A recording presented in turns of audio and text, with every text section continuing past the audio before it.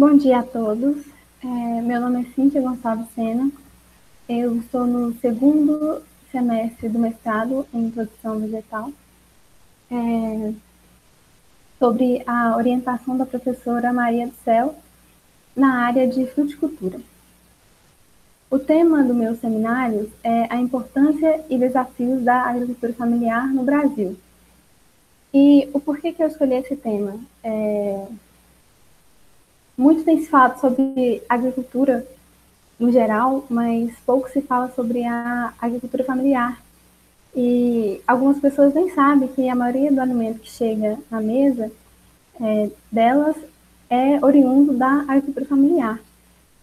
Então, dessa forma, eu achei importante a gente abordar o tema, porque para entender, né, quais são os desafios que a agricultura familiar enfrenta, quais são os avanços, inovação que existe na área, né, para os agricultores familiares, e para a gente ter mais ou menos um panorama também do que está acontecendo no Brasil com relação à agricultura familiar, se ela está aumentando, se ela está diminuindo.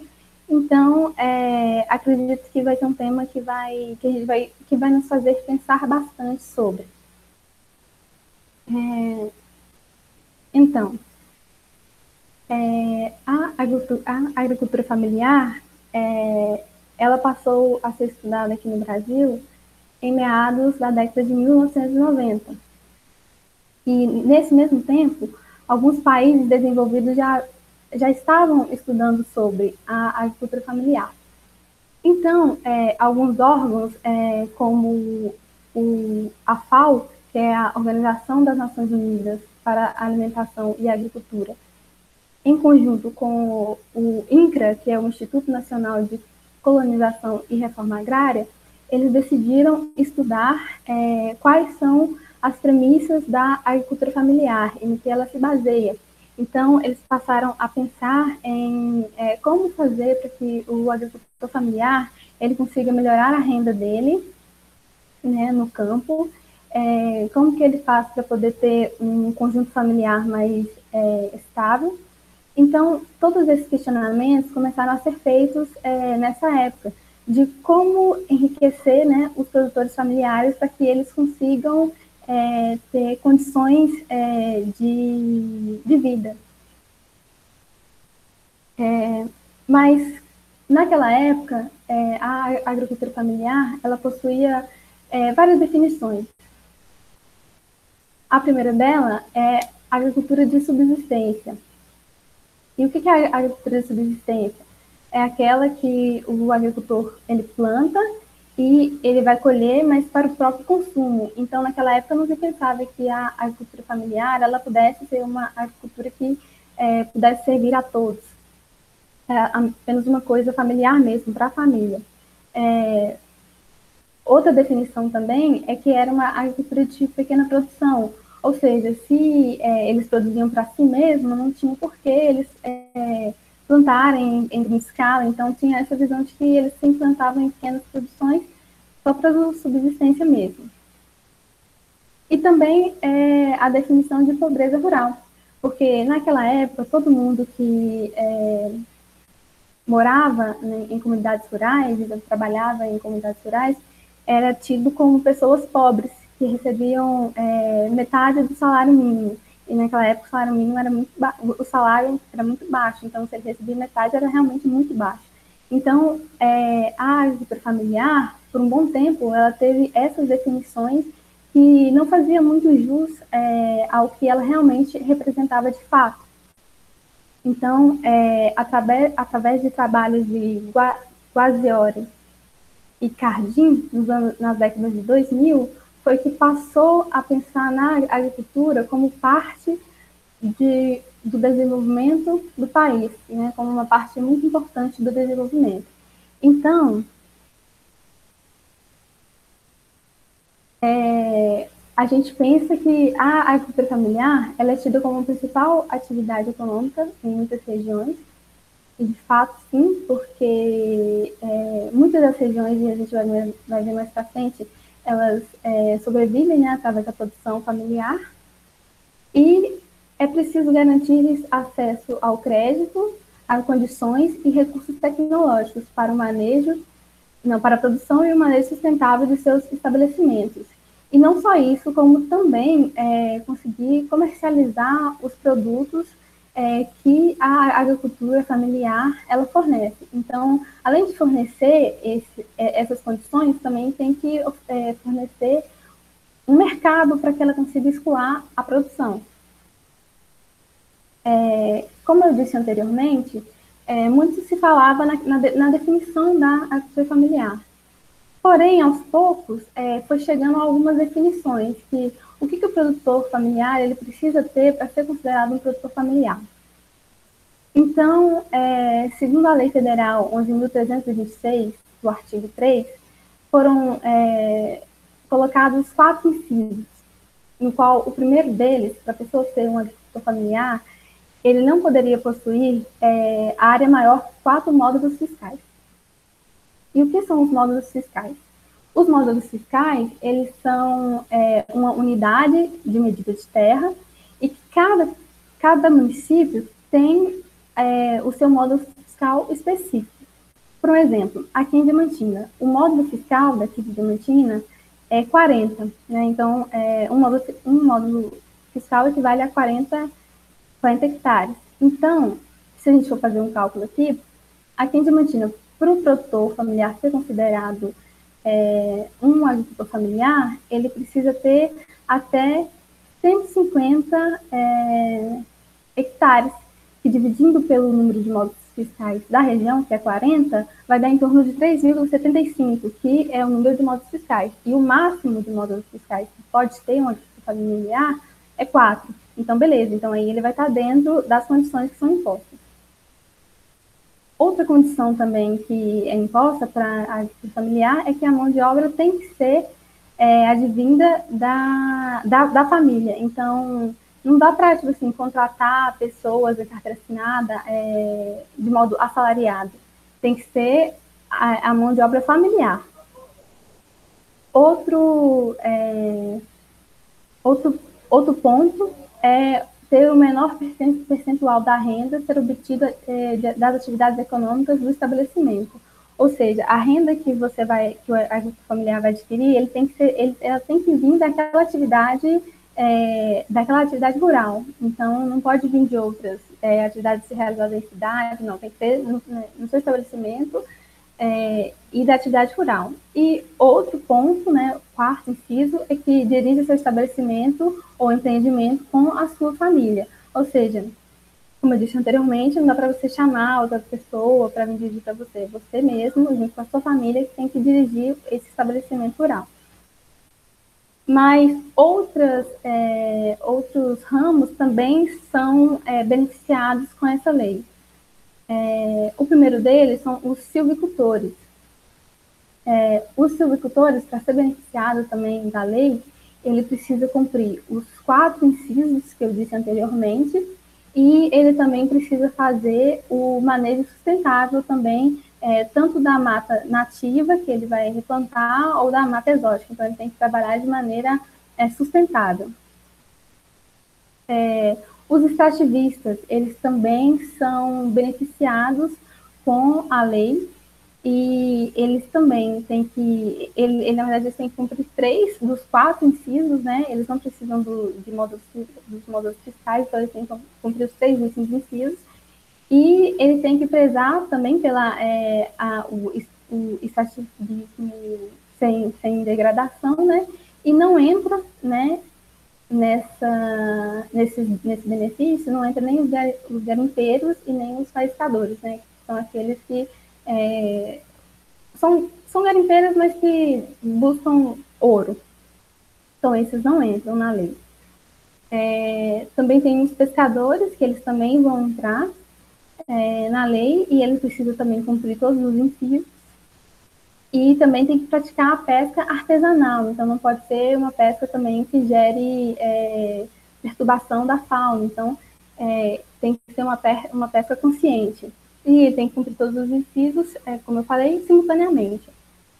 Também tem os aquicultores, que eles também têm que cumprir todos os incisos. e ele não pode possuir uma área de tanque maior que 2 hectares.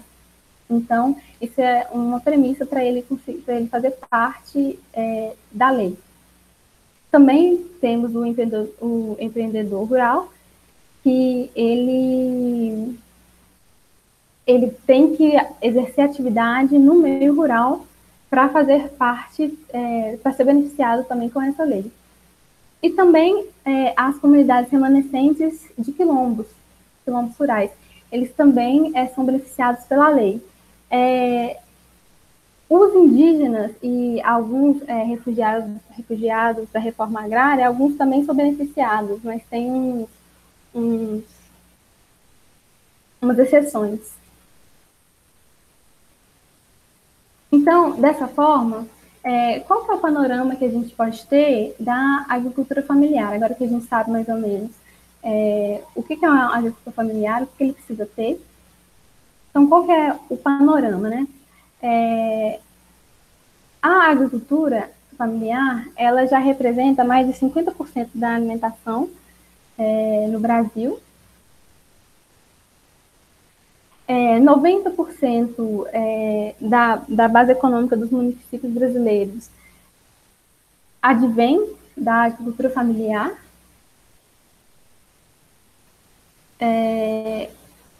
Com relação ao produto interno bruto, muitas pessoas falam que a agricultura no geral ela alavanca, né, a economia do país, né, o produto interno bruto, mas poucas pessoas sabem que a agricultura familiar também ela tem a sua parcela de contribuição para o PIB, que é de 38%.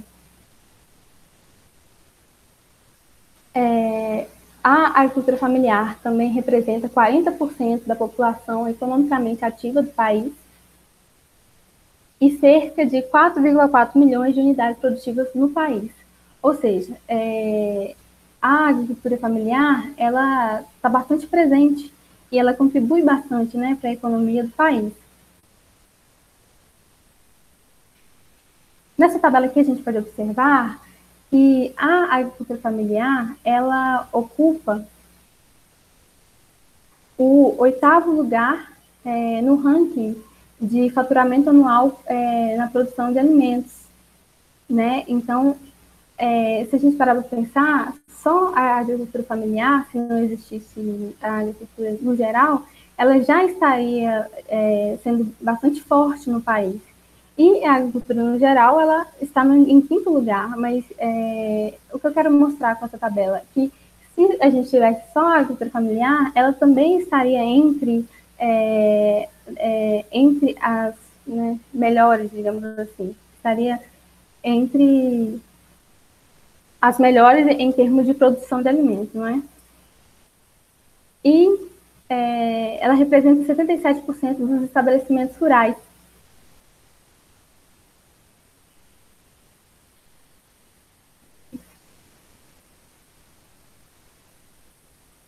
De acordo com o censo agropecuário de 2017, a agricultura familiar ela representa 10 milhões de empregos no Brasil.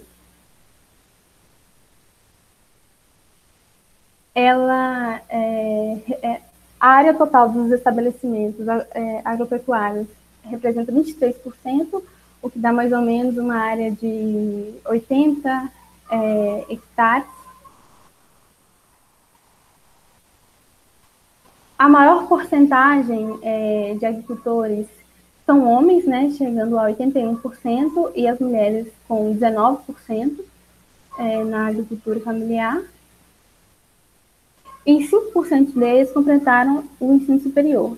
E esse dado do ensino superior é muito importante, é muito interessante, porque quando a gente vê a questão da agricultura no geral, sem ser especificamente a agricultura familiar, nós temos um dado que fala que 77% dos homens sabem ler e escrever e 75% das mulheres sabem ler e escrever. E isso, para o campo, é um avanço, porque antigamente as pessoas não tinham, as pessoas que moravam no campo, elas não tinham acesso à educação Então, muitas não tinham grau de escolaridade. Então, agora, essa visão no campo mudou bastante.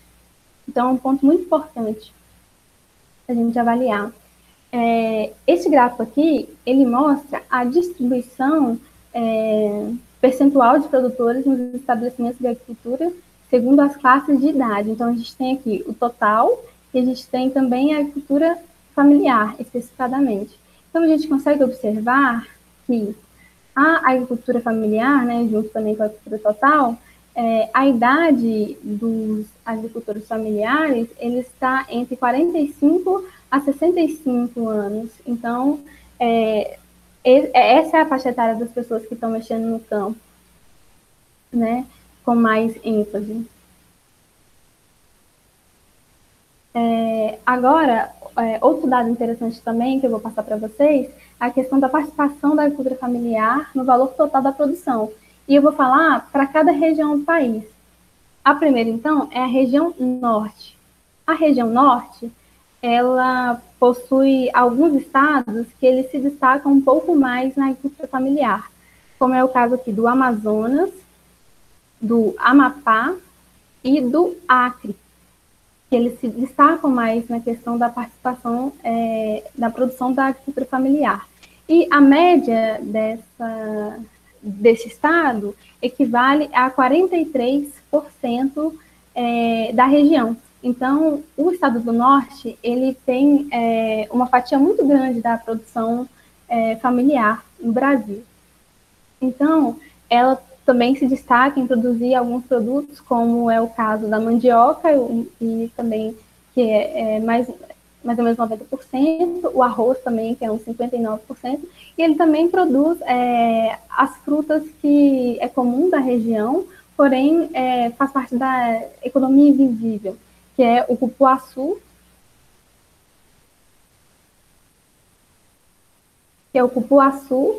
e a pupunha. Então, esses são os alimentos que se produz mais na região norte. Já na região nordeste, podemos observar aqui pelo gráfico que o estado do Sergipe, ele possui uma participação na agricultura familiar muito grande, juntamente com a Paraíba, e o Ceará e o Pernambuco ali juntos, mais ou menos juntos, né? Então, eles têm maior destaque, né, na região com relação à produção, né, da agricultura familiar, e a média de todos os estados para aquela região é de 34%, que também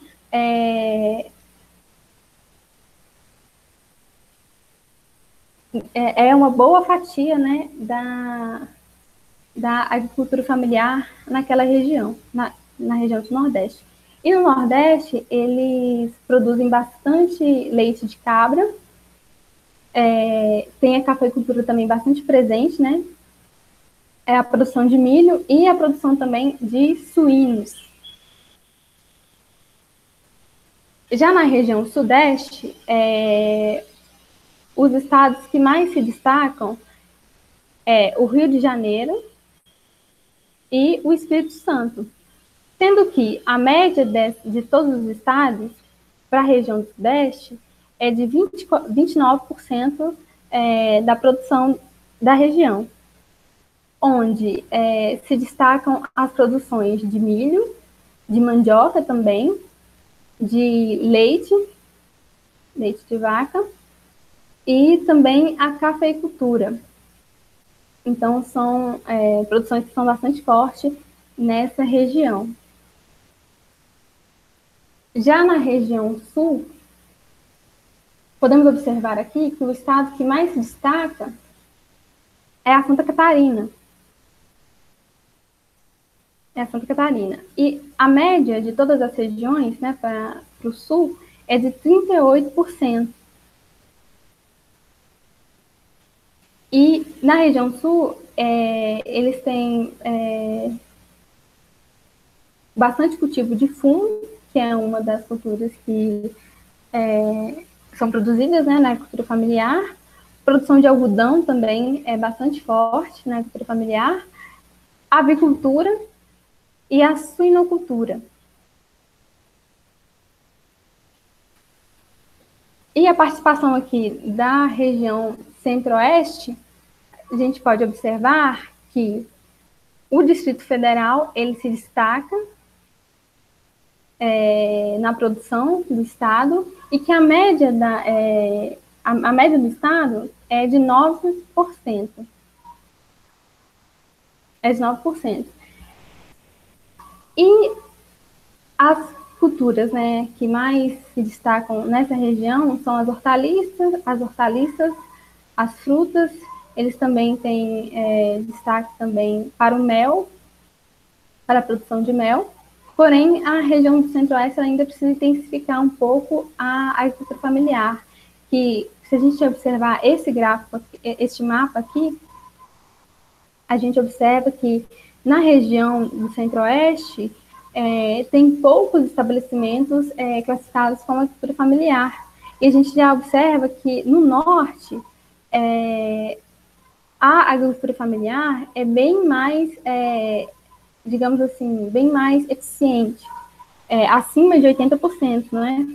Já a região Centro-Oeste até 40%, de 40% a 60%. Então, ainda não representa muito, ainda não representa muito. Então, o Centro-Oeste ainda precisa destacar um pouco melhor com relação à agricultura familiar. Então, a agricultura familiar ela é importante na geração de empregos, na geração de renda e na estruturação familiar.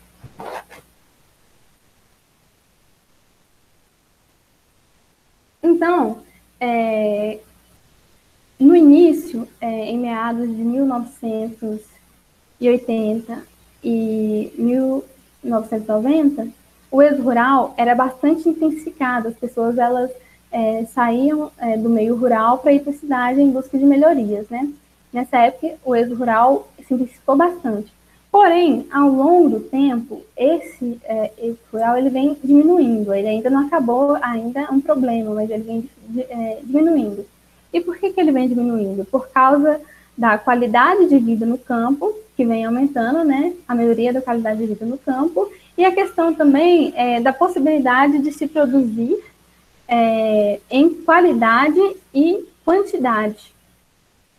Então, com isso, alguns órgãos, como municípios, estados e União, eles passaram a investir em possibilidades, né, em vantagens para o produtor rural, para o agricultor familiar. Então, uma dessas vantagens que é oferecida os programas de crédito. Outra vantagem são os seguros de produção, a aquisição de terras, o incentivo à comercialização e o custeio de safra.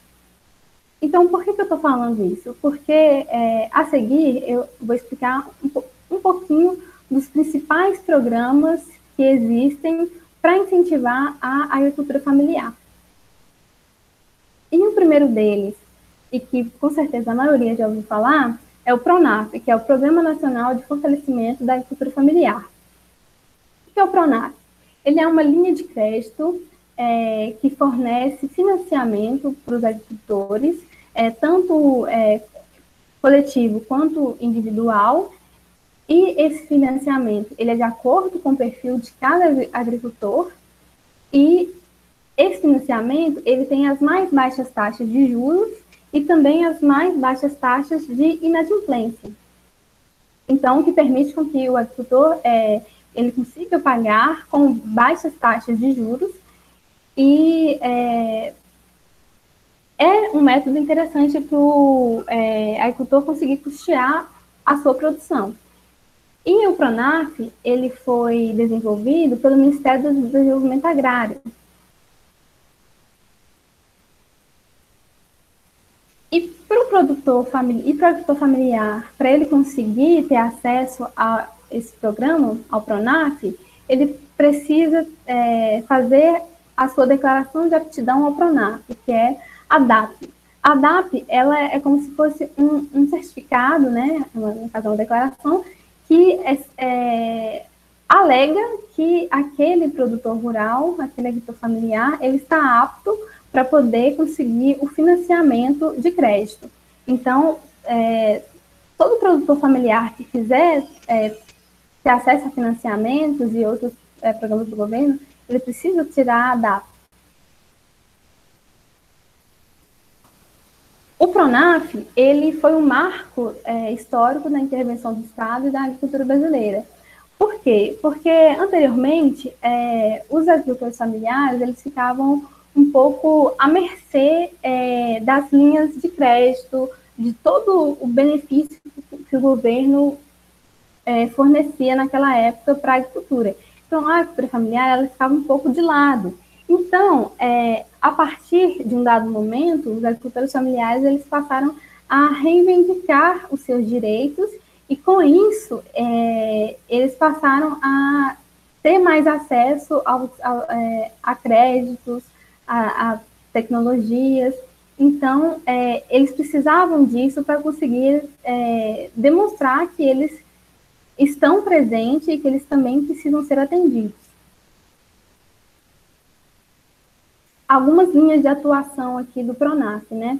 A primeira delas é o financiamento da produção, o financiamento da infraestrutura e serviços municipais, a capacitação e profissionalização dos agricultores familiares, o financiamento da pesquisa e extensão. Então, essas são as linhas de atuação que o PRONAF oferece. Agora eu vou falar um pouquinho do seguro safra da agricultura familiar, o SEAF. O SEAF é um seguro multirrisco e o valor segurado é ajustado ao tamanho da lavoura, oferecendo garantia de renda e não é simplesmente cobrir perdas. Por que eu coloquei que não é simplesmente cobrir perdas? Porque, na verdade, o seguro safra, ele é a garantia que o produtor tem dele conseguir fazer uma lavoura segura.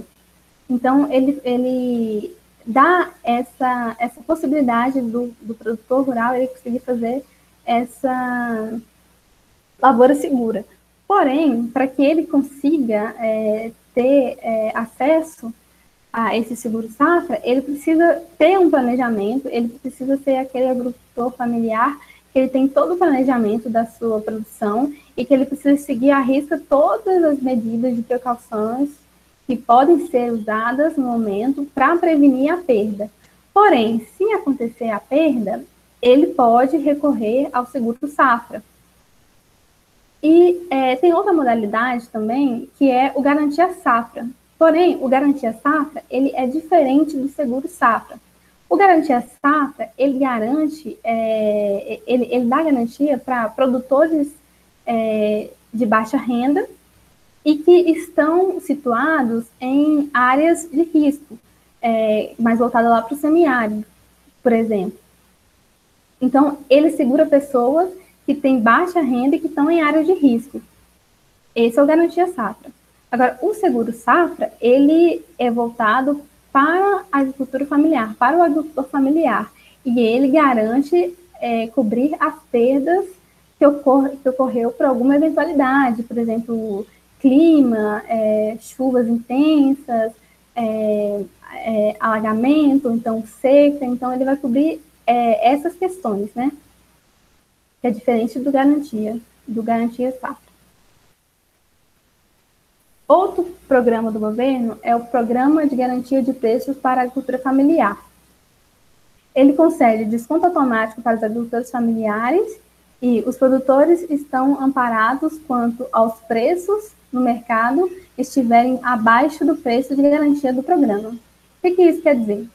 Por exemplo, se o agricultor familiar ele vai plantar feijão e na época que ele vai escolher plantar feijão, o feijão está com preço lá muito alto. Só que aí ele plantou. E só que quando ele foi colher, o preço do feijão estava lá embaixo. Ou seja, ele vai tomar um prejuízo por causa da questão desse preço que ele não estava esperando. Então, o garantia de preços, ele assegura que o preço do feijão ele fique fixo naquele período, entendeu? Que o produtor realizou o plantio.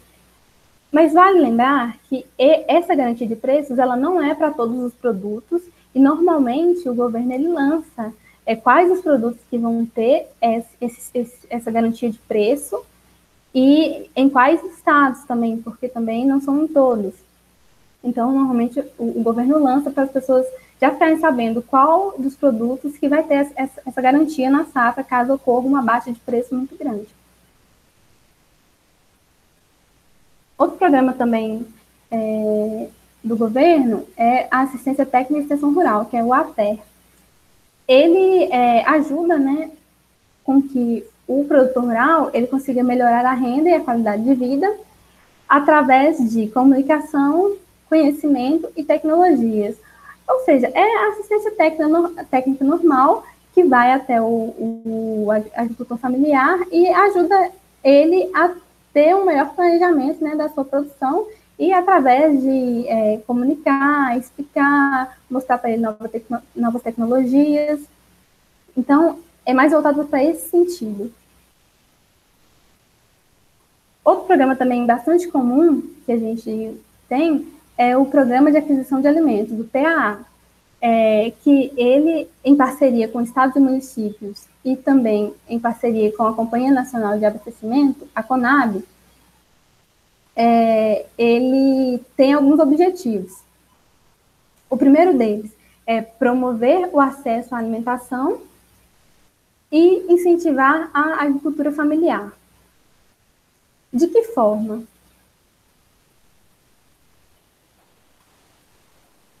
Através da compra com doação simultânea, da compra direta, do apoio à formação de estoques, do incentivo à produção ao consumo de leite, da compra institucional e de sementes.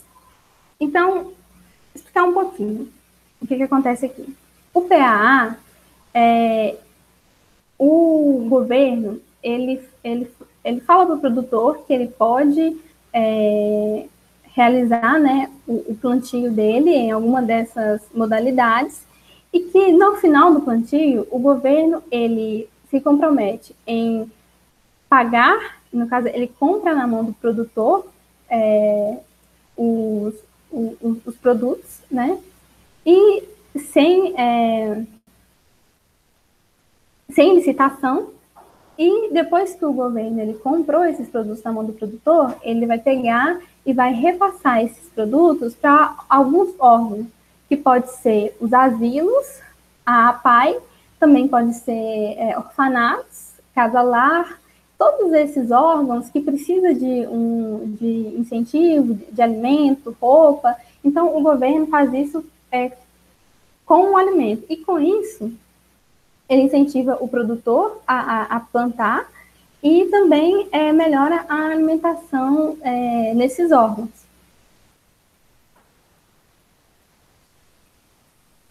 Outro programa também bastante comum é o Programa Nacional da Alimentação Escolar, o PNAE. Ele é baseado na aquisição de alimentos para merenda escolar e garante que, no mínimo, 30% da produção quer dizer, 30% do alimento tem que vir por parte de agricultores familiares. Ele também tem o objetivo de garantir a alimentação saudável para as crianças e também estimular a agricultura familiar. Algumas diretrizes. O PNAE, ele compreende o uso de alimentos variados, seguros, com respeito à cultura e tradições, e hábitos saudáveis. E ele apoia também o desenvolvimento sustentável com incentivo à aquisição de gêneros alimentícios, sazonais, e local, que no caso é onde o agricultor familiar ele está instalado, né, que realiza a produção.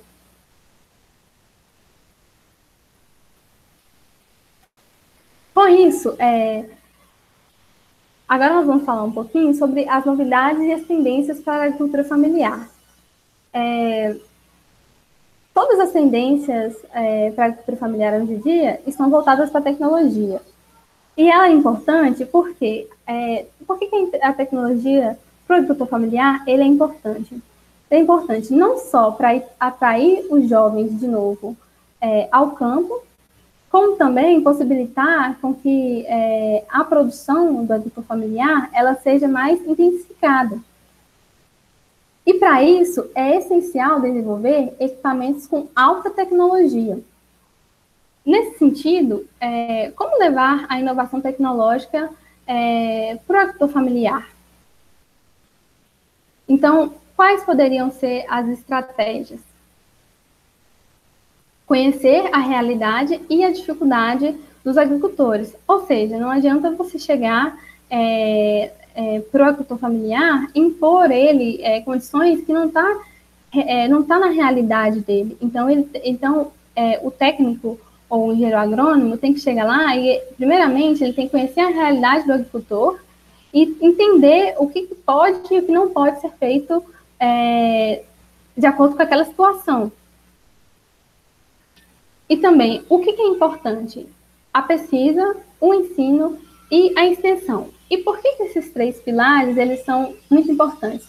Porque os três juntos, em parceria com o agricultor familiar, eles podem estimular o agricultor familiar a ter uma visão mais de empreendedorismo e também aquela visão para tentar fazer uso de novas tecnologias. Então, a pesquisa, o ensino e a extensão, eles podem promover essa junção que falta para que o agricultor familiar ele tenha mais confiança, entendeu? Nas tecnologias, mais confiança em si mesmo, na produção. Então, é importante que se faça o uso dessas estratégias. Porém, quais são os desafios? Os desafios, o primeiro deles, como eu havia falado, é o êxodo rural. Porque se o agricultor familiar ele sai do campo junto com a sua família ou então os filhos, então isso vai proporcionar uma defasagem para a agricultura familiar e até mesmo para o produtor. Outro ponto também, que é um desafio que é enfrentado, além do êxodo rural, é a extrema pobreza. Porque, por mais que ainda tenha algumas regiões tenha a agricultura familiar bastante forte, por exemplo, o norte, a gente tem o nordeste também, que ele tem a agricultura familiar forte, porém, se você olhar, a maioria da agricultura familiar que tem na região do Nordeste, 72%, ainda é aquela agricultura que não consegue elevar a situação econômica das famílias. Então, é um problema que tem que ser sanado, porque por mais que a gente diga que a agricultura familiar não é de subsistência, mas alguns produtores não conseguem elevar a renda deles ainda. Então, eles ainda ficam muito no básico, não conseguem levar.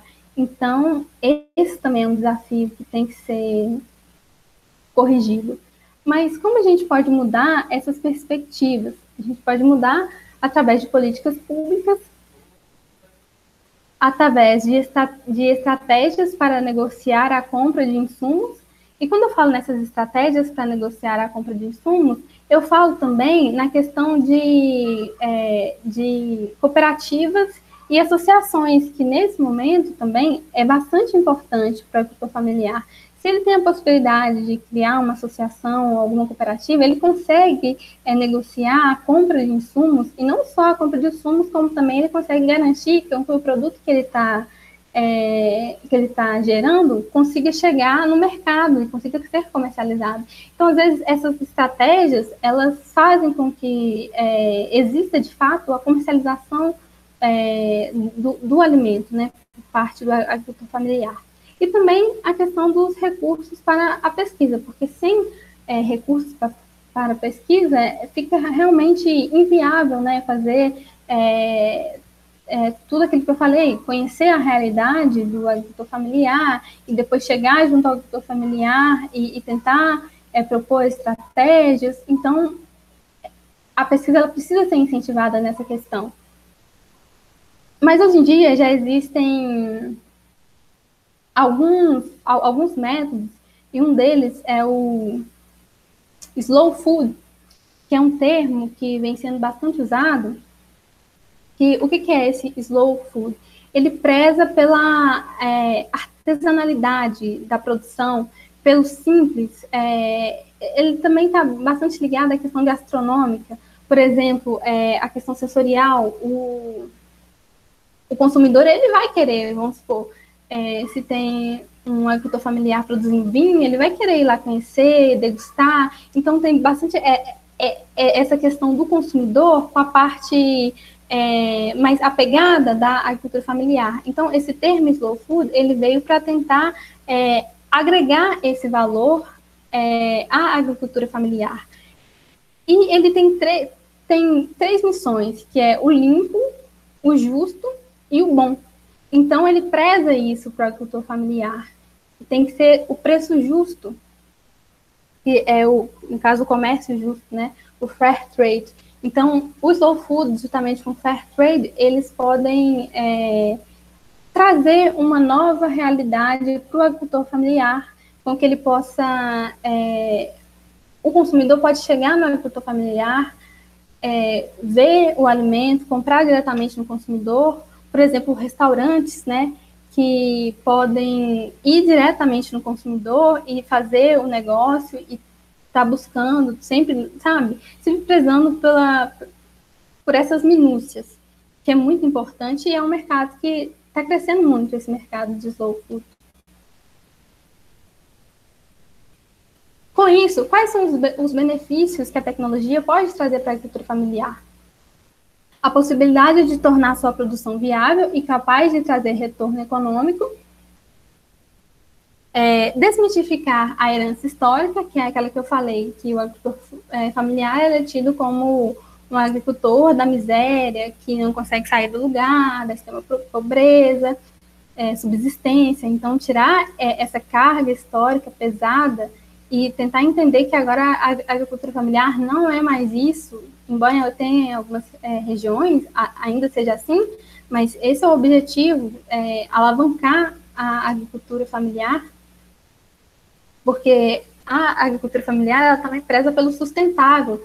Embora a gente veja bastante produtores familiares usando, talvez, produtos indiscriminadamente, mas, na verdade, isso pode ser até a falta de conhecimento, a falta de ter um técnico ali presente para poder auxiliar ele nessa questão, para ele conseguir produzir o mais sustentável possível. Também tem a produção familiar cada vez mais sustentável ambientalmente, que foi aquilo que eu falei. Então, agora, eu vou falar para vocês um estudo de caso de um artigo que ele é intitulado A Importância da Fruticultura para os Agricultores Familiares da região de Jales, em São Paulo. O objetivo desse artigo é saber a importância que a fruticultura tem para os agricultores familiares da região de Jales, em 3 municípios, e também saber como é que ocorre a manutenção da família no campo, a geração de renda e os postos de trabalho. Como é que foram obtidos os dados, né? Os dados foram obtidos através de técnicos, né, da região, né, do Escritório de Desenvolvimento Rural de Jales, e foram realizados questionários e entrevistas, e também foi coletado alguns documentos dos agricultores familiares para eles terem mais ou menos uma noção de como é que é a propriedade. E também foi coletado, junto com a Coordenadoria de Assistência Técnica Integral, o CAT, informações sobre as microbacias da região. Então, como resultado, a gente tem aqui este gráfico aqui, é o gráfico de estratificação fundiária das propriedades de Jales. Então, a gente consegue observar que 59% das propriedades, elas têm a área, total de 15%, de aproximadamente 15%, que equivale de 0 a 20 hectares. Ou seja, tem grandes propriedades que têm pequenas áreas. Então, muitas propriedades que têm áreas pequenininhas. E o contrário também acontece. Tem 0,66% das propriedades, ela tem áreas maiores, 20%. Ou seja, tem pequenas propriedades que têm áreas enormes. Então, tem esse contraponto na região de Jales. Outro ponto importante aqui, agora, é a questão da... Esse gráfico aqui é o valor bruto da produção das principais atividades desenvolvidas no município de Jales. Então, o que a gente pode observar aqui? Que a fruticultura, ela corresponde a 44% da produção. Já a pecuária de corte, ela corresponde a 46% da produção. E por que isso acontece? Você deve estar se perguntando, mas a pecuária de corte, ela tem uma porcentagem maior. Mas sim, mas isso ocorre porque nessa região de Jales, normalmente tem propriedades que têm áreas de pastagem muito grande. Então, ainda existe bastante incidência da pecuária de corte e de leite. Mas isso não desmerece o fato de que a fruticultura também está bastante potencializada nessas regiões e possivelmente, né, em pequenas propriedades, como eu falei, já que tem várias propriedades, só que com pequenas áreas. E a gente pode dar um destaque aqui para a cultura da laranja e também para a cultura da uva. E nessa questão da cultura da uva, ela se destacou bem nessa região, porque ela foi plantada em áreas pequenas. Então, por mais que ela tenha sido plantada em áreas pequenas, ela ainda conseguiu produzir bastante, de maneira satisfatória. Então, mostra que, às vezes, você não precisa de uma área muito grande para produzir. Numa área pequena, você consegue produzir bastante e com qualidade. Então, é importante pensar em outras estratégias, né? Além daquilo que o produtor já faz há anos, como é que ele pode mudar e diversificar, né, a agricultura familiar naquela região. Então, com percepções desse estudo de caso, a gente pode perceber que a situação financeira dos produtores familiares na região do noroeste do estado não era das melhores, porém, com a introdução da fruticultura, os produtores eles se voltavam mais animados com a produção familiar. E também eles conseguiriam uma boa produção com uma alta rentabilidade. Então, através da fruticultura, eles conseguiram produzir e se interessar ainda mais pela a produção familiar. Então, deste modo, quais são as considerações finais desse seminário? A gente pode concluir que a agricultura familiar ela é importante não só para a economia do Brasil, mas também para a geração de renda de vários agricultores espalhados no país. É fato que nem todos os programas do governo e assistência técnica conseguem chegar de maneira eficiente aos agricultores. Foi aquilo que eu falei. Tem muitos agricultores que eles estão na área da agricultura familiar, porém eles ainda não têm um auxílio suficiente para conseguir alavancar a produção. O incentivo à pesquisa, tecnologia e extensão poderia ser uma forma para levar o conhecimento para levar o conhecimento para mais perto dos agricultores familiares. Então, é através da tecnologia, da pesquisa, da extensão, que a gente vai conseguir chegar bem mais perto dos agricultores de maneira mais eficiente, para eles conseguirem produzir de maneira satisfatória para gerar uma renda para eles, né? Como eu falei, que é um grande impasse essa questão deles saírem da extrema pobreza, conseguir realmente gerar uma renda e terem aquela visão de empreendedores, de que eles estão empreendendo. Então, pessoal, Com isso, eu encerro a minha apresentação e muito obrigada a todos.